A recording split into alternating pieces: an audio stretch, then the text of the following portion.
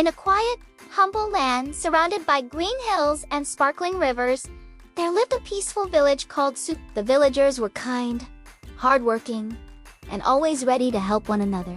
But Sunsara had a secret one that would soon be tested by a powerful enemy. The air was filled with the cheerful sounds of life. Birds sang from the treetops. Children's laughter echoed as they ran through the fields. Farmers tended to their crops, and women sat together, weaving beautiful mats from river reeds. And among them, with the steady rhythm of an axe striking wood, was a simple, strong man.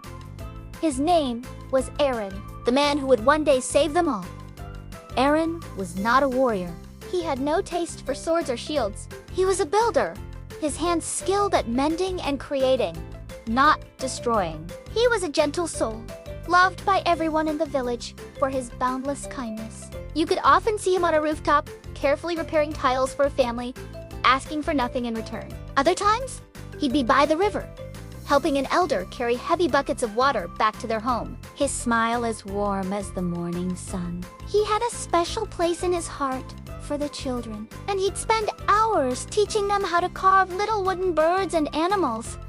His workshop always filled with their curious faces. The villagers would often say, "Arin's heart is stronger than 1,000 swords." But even the strongest heart can be tested, and trouble was approaching, silent and unseen, like a storm gathering on the horizon. Far away, on the dark side of the mountains, lived a band of ruthless warriors known as the Iron Claws. They were feared across the lands for their cruelty and strength. Years ago, they had tried to conquer Sunsara, but the village's natural defenses, the dense, confusing forests and the winding, treacherous rivers had protected them. The Iron Claws had retreated, but they had not forgotten. Now, their leader, a fearsome man named General Korgath, had grown more powerful and ambitious. He craved Sunsara's fertile land and its peaceful valley, a prize he was determined to claim. One evening, as the sun began to set, casting long shadows across the valley, two messengers stumbled into the village, breathless and pale with fear. They had run for miles, their voices ragged as they cried out, "Enemies! The Iron Claws are marching. They're marching towards Sunsara!" The words spread like wildfire, and a chilling wave of panic washed over the peaceful village. Fear gripped every heart. The people had no weapons, no soldiers, and no protective wall to hide behind. They were farmers, builders, and weavers, not fighters. The peaceful life they had known for so long was about to be shattered. That night, every villager gathered in the town square, their faces illuminated by the flickering torchlight, reflecting the terror in their eyes. Voices trembled with panic. "We cannot fight them. They are warriors," one person cried. "Where will we hide?" "There is nowhere to go," another lamented. An elder whispered, "What can we do?" "We are lost." The air was thick with despair. Just then, Arin stepped forward from the crowd. He wasn't loud or commanding, but his quiet presence seemed to calm the rising tide of fear. He looked at his fellow villagers, his friends and neighbors, and spoke, his voice steady and clear. "Running will not save us. Hiding will not save us. But maybe thinking could." Everyone turned to look at him. This simple builder, what could he possibly do? Arin continued, his gaze meeting theirs. "Our strength is not in swords. It's true. It is in our unity. It's in our knowledge of this land.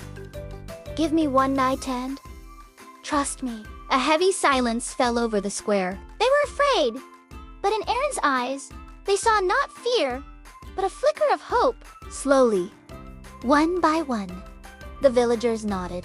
They would put their faith and their lives in Arin's hands. Arin spent the entire night working. He didn't forge weapons or build barricades. Instead, he studied the land he knew so well. He walked the hills under the moonlight, his fingers tracing the contours of the earth. He knelt by the river, listening to its current, understanding its power. In the soft dirt, he made drawings, creating a detailed map of the entire valley. He believed that battles were not won by brute strength alone, but by wisdom and cleverness. As the first light of dawn approached, His plan was complete. It was a brilliant strategy, using the land itself as their weapon. It had 3 parts. First was the mist trap.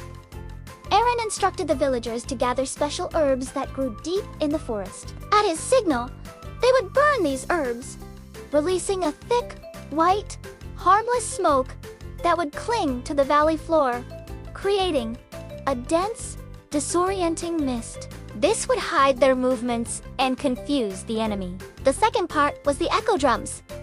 Using his building skills, Arin constructed several giant wooden drums and placed them at strategic points between the cliffs. When beaten, the sound would bounce off the rock walls, echoing and multiplying until it sounded like a massive, approaching army. Finally, there was the river release. Arin and a team of villagers worked tirelessly to dig new channels from the river and weaken the small, earthen dams that controlled its flow. At the right moment, they would break the dams, causing the river to surge and flood the main valley road, trapping the invaders. As the sun climbed higher in the sky, the lookout shouted the warning. The Iron Claws were here. They marched into the valley with terrifying confidence, their armor glinting, their spears held high. General Korgath, at their head, roared, "The valley is ours! Take the village!" But just as they began their advance, Arin gave the signal. Suddenly, a huge, thick mist rose from the ground, swallowing the entire valley in a white shroud. The enemy soldiers stumbled, completely blinded, their confident march turning into a confused shuffle. "What is this sorcery?" one of them yelled. Then it began. Boom, boom, boom. A deep, thunderous drumming started, shaking the very mountains. The echoes multiplied the sound 100 times over. It didn't sound like a few drums. It sounded like the marching of a colossal army, thousands strong. Korgath, though startled, bellowed, "They have an army. Stand your ground. Prepare to fight." But panic was already spreading through his ranks. Before his soldiers could regain their balance, Arin signaled again. With a mighty crash, the dams broke. A torrent of water rushed down, and in moments, the river flooded the road behind them, cutting off their only escape. The valley floor turned into a swirling, muddy trap. Some soldiers slipped and fell into the rushing water. Others, hearing the thunderous drums and seeing the flood, shouted that Sunsara was protected by a legendary, giant army. Korgath, realizing he was outsmarted and trapped, stared into the mist and called out, "Who leads you?" "Who dares challenge me?" The mist slowly parted, and Arin stepped forward. He stood alone, holding no weapon, just the calm courage of a man protecting his home. He looked directly at the fearsome general and said, "I am Arin, a son of Sunsara. Leave our land, and no harm will come to you." Korgath was stunned. He had expected a powerful warrior king, a general with an army at his back. Instead, he saw a humble builder. But in Arin's eyes, he saw a strength greater than any sword. Shamed and defeated by wisdom, not force, Korgath ordered the withdrawal. The Iron Claws, frightened and stranded, scrambled away through the forests. As they disappeared, a tremendous cheer rose from the hidden villagers of Sunsara. They were safe. When the floodwaters receded, the sun shone brightly on Sunsara once again. The village was filled with celebration. Children ran to hug Arin, their hero. Music and dancing filled the square, a joyous sound of relief and gratitude. The village elders stood before everyone and placed a hand on Arin's shoulder. "Today," he announced, his voice filled with emotion, "we were saved not by the strength of arms, but by wisdom, unity, and courage." The villagers offered to make Arin their new chief, their leader. But Arin just smiled gently and shook his head. "I am just a builder," he said, "but I will always be here to protect this village." And so, Sunsara learned a valuable lesson that day, that even the simplest person, with a brave heart and a wise mind, can achieve the impossible. As the sun set, casting a golden glow over the peaceful valley, the people of Sunsara knew they would never forget what had happened. Courage, they realized, is not found in weapons or power. It is found in kindness, in wisdom, and in a heart that is willing to stand up for what is right. Arin, the simple man, the builder, became the hero of Sunsara, forever remembered as the man who saved his village. Thanks for watching. If you enjoyed this story, please like and subscribe for more.